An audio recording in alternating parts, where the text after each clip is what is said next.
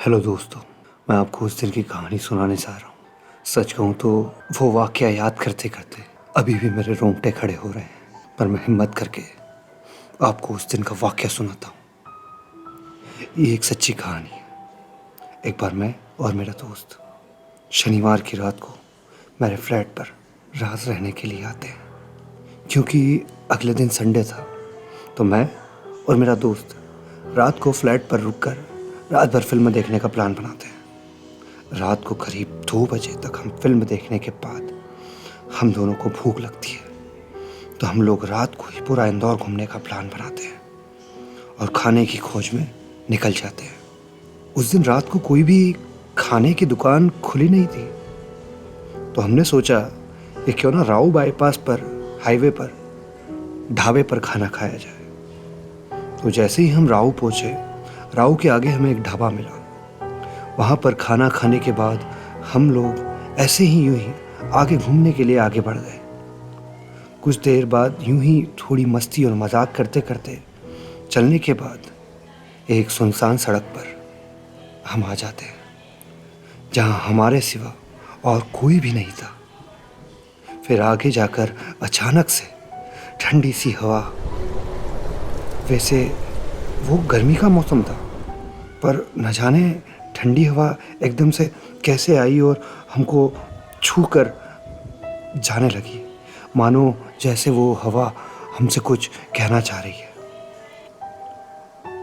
मैं और मेरा दोस्त रजत, हम दोनों उस अजीब सी हवा को पूरी तरह महसूस कर पा रहे थे, पर उस समय हम दोनों एक दूसरे को कुछ भी नहीं बोल पाए।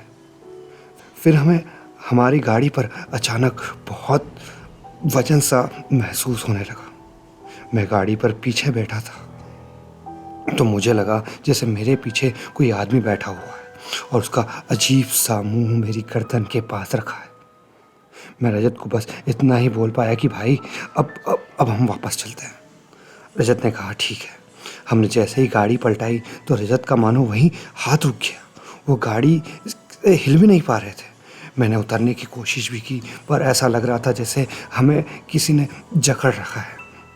ये बताते हुए भी मेरे रोंगटे इतने खड़े हो रहे हैं, मानो कि वो जो लम्हा था, हमें लगा कि हम इस रात से कभी भी बाहर नहीं निकल पाएंगे। रजत ने थोड़ी हिम्मत करके बस इतना कहा कि अभी हम शांति से यहीं रुक जाते हैं। थोड़ी देर शांत रहने के बाद हम ऐसे ही खड़े रहे, जैसे कि मानो हम वहाँ पर जम गए। उसके बाद हिम्मत करके रजत ने कहा, हे भाई, आप जो कोई भी हो, आप उतर जाओ। इससे आगे हम आपको नहीं ले जा सकते, आप अब यहीं उतर जाओ। रजत ने ऐसा जैसे ही कहा तो उसकी डर भरी सहमी सी आवाज़ सुनकर कुछ ही पल में अचानक जादू सा हो गया और हमारा शरीर मानो जैसे पूरी तरीके से आज़ाद हो चुका था। जिस भी चीज़ ने हमें उस समय जकड़ रखा था, वो अब शायद जा चुकी थी। हमने जैसे ही खुद को संभाला, गाड़ी पलटाकर हम वापस फ्लैट की तरफ निकल गए। थोड़ी दूर आने पर हम दोनों ने एक दूसरे से बात करने की कोशिश की, बट चाह कर भी हम हिम्मत नहीं जुटा पाए। वापस जाते समय हम लोग उसी ढाबे पर वापस रुके। हम दोनों के उड़े हुए चेहरे और रंग देखकर ढाबे वाले ने हमसे पूछा, तो हमने उससे पूरी बात बताई।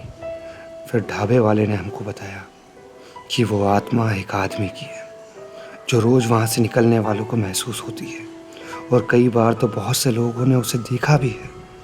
ढाबे वाले ने हमें यह भी बताया कि आप लोग बहुत ही किस्मत वाले हो जो सही सलामत घर आ गए, वरना जो लोग दारू पीकर इस हालत में ऐसे जाते हैं, उनका तो बहुत बुरा एक्सीडेंट होता है।